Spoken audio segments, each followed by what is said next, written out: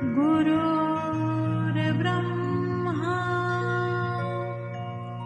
गुरुर्विष्णु गुरुर्देवो महेश्वरा गुरुर्साक्षात् परमब्रह्मा तस्मै श्री गुरुवे नमः।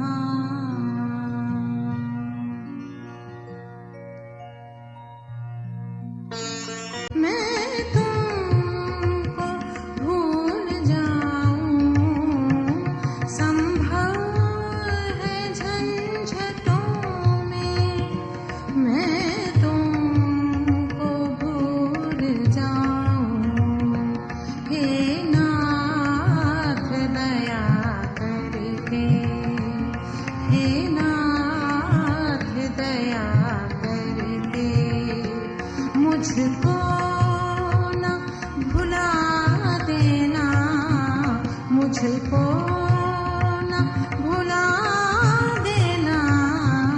अब तक तो निभाया है, आगे भी निभा देना।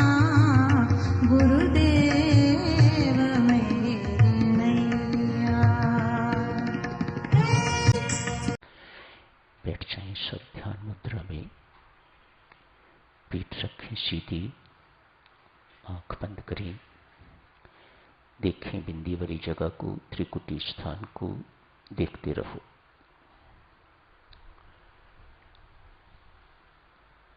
सब आंख बंद रखें जी, शाबाश। आज्ञा चक्र को देखते रहो।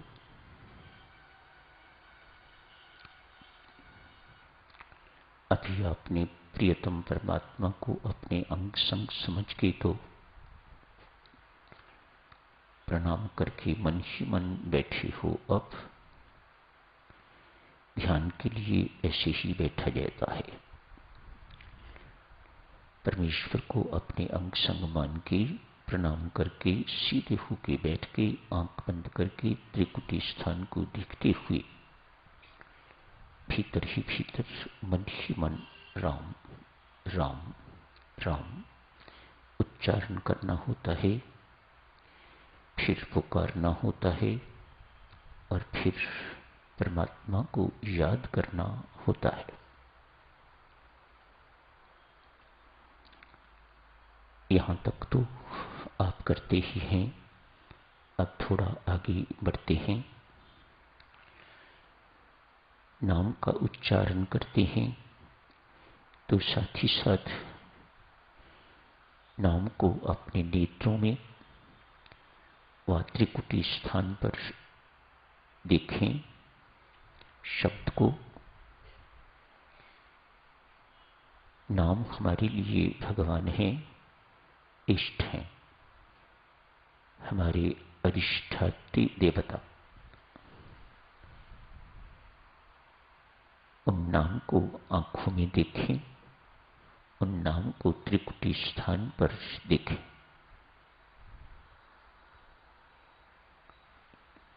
धीरे धीरे अपने मन को निर्विचार करना शुरू करें। राम नाम ऐसे उच्चारण करें कि मन को संसार में जाने का अवसर न मिले, कोई संसारिक विचार न उठे। उठे तो यहां पर या तो रोकने की चेष्टा कर सकते हैं या ये सोचें कि जो आए हैं वे निकल जाएंगे, इनको निकलने का रास्ता दीजिए। जैसी मर्जी कीजिए, अपने आप को संकल्प विकल्प रहित करना है, अपने आप को निर्विचार करना है। यहीं से आगे की यात्रा शुरू होगी। जब तक अपने आप को निर्विचार, थॉटलेस, निर्विचार अर्थात थॉटलेस, विचार शून्य, जब तक ऐसा नहीं करोगे आगे की यात्रा बहुत कठिन होगी। अभी निर्विषय होना है, अभी निर्विकार होना है, फिर पता लगेगा मन कितना पवित्र हो गया है। ऐसे मन का ही तदात्म परमात्मा के साथ हो पाएगा। निर्मल मन ही निर्मल परमात्मा से मिल सकेगा। गंदा मन कभी नहीं, रोगी मन कभी नहीं। इसकी पवित्रता ही, इसका पवित्रीकरण ही साधना का लक्ष्य है। जैसे मन पवित्र होता है, यही अवस्था है जब आप निर्विचार हैं, निर्विषय हैं, निर्विकार हैं। इसी अवस्था में प्रार्थना के स्वर प्रस्फुटित होते हैं। तरह तरह की प्रार्थनाएं निकलती हैं, तरह तरह के दिव्य विचार आते हैं, तरह तरह के बोध होते हैं। कहीं कहीं की भावी घटनाओं का पता चलता है।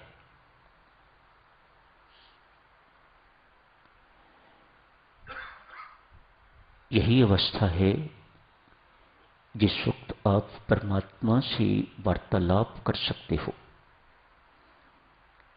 ऐसी अवस्था में ही परमात्मा से वार्तालाप होता है। You are in communion with the Lord.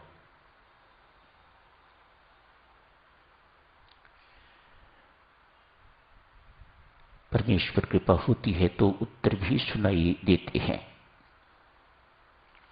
पर आप अपना काम करते जाइएगा। ऐसी अवस्था में ही होंगे। आप निश्चित रहिएगा कि आपकी पुकार ऐसी अवस्था है, तो ऐसी अवस्था में आपकी पुकार सुनी जा रही है। जहां पहुंचनी चाहिए थी वहां पहुंच गई है। सामान्यतः हमारी पुकार बाहर तक भी नहीं निकल पाती। इट इज सो फीबल, इतनी कमजोर होती है, इतनी गंदी होती है कि वह संसार में ही रह जाती है, वह परमात्मा तक नहीं पहुंच पाती। ऐसी अवस्था लाभ करोगे तो आपकी पुकार निश्चित रूप से परमात्मा तक पहुंचेगी।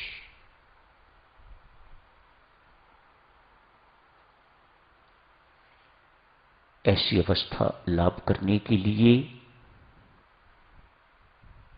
प्रयत्नशील रहना ही ध्यान है। अभ्यास मांगता है ध्यान। अभ्यासरत रहिए, अपने वैराग्य को बढ़ाते रहिए। परमेश्वर से अनुराग बढ़ता रहे तो संसार से वैराग अपने आप ही होता रहता है। तो हमारे लिए महत्वपूर्ण यही है कि परमात्मा के साथ हमारी प्रीति, हमारी अनुरक्ति बढ़ती रहे, नित्य प्रति बढ़ती रहे। तो संसार के प्रति आपको वैराग्य के लिए कुछ करना नहीं पड़ेगा, वह अपने आप हो जाएगा। वह परमात्मा स्वयं करेंगे, स्वतः हो जाएगा। तो ऐसी अवस्था लाभ करने के लिए साधनारत रहिएगा। मेरी माताओं, सज्जनों, ये अवस्था लाभ करनी हमारे लिए आसान कब होगी? जिस भक्त भाव में हम यहां बैठे हैं, इस वक्त हम भक्त हैं, इस वक्त हम साधक हैं, संसारी नहीं। यदि दिन भर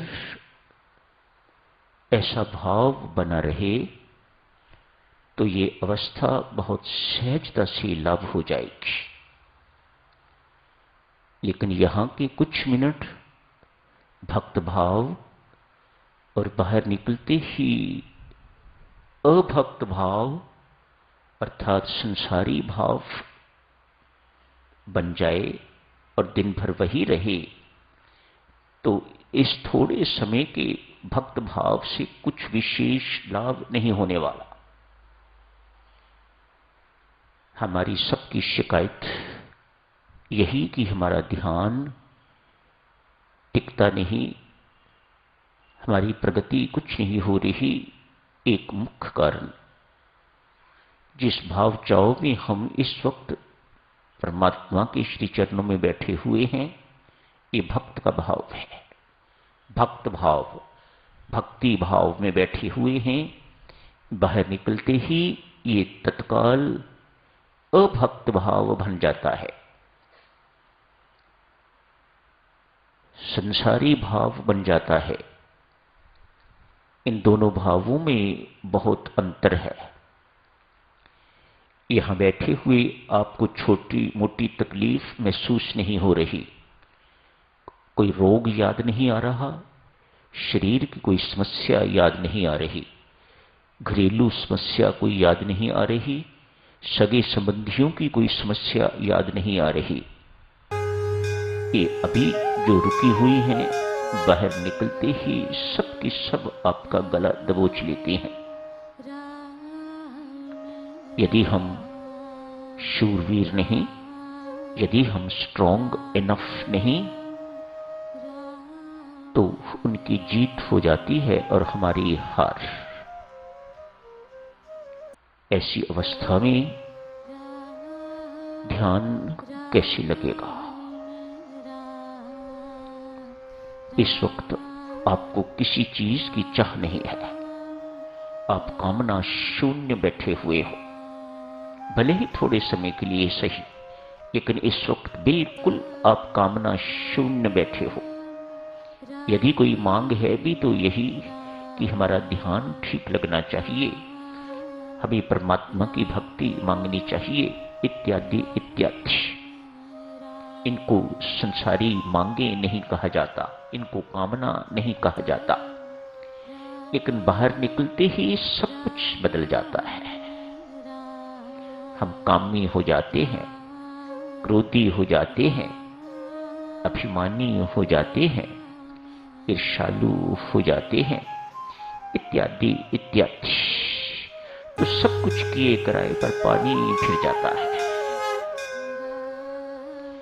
यदि आप ये भक्त भाव अपना बना के रखें लंबी अवधि तक, तो ध्यान अवस्था जैसी आप जी से वर्णित की गई है, इसे लाभ करना कोई कठिन बात नहीं है, बिल्कुल भी कठिन बात नहीं है। ये कठिन क्यों? क्योंकि हम बहुत कमजोर हैं। ये कठिनाइयां हमारी कमजोरी का लाभ लेती हैं और हमें हमारे ऊपर हावी रहती हैं।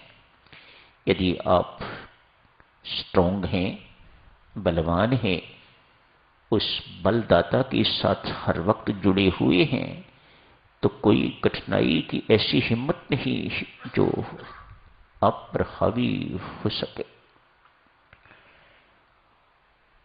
आज इतना ही। शुक्रवार को फिर ध्यान की बैठक में बैठेंगे। राम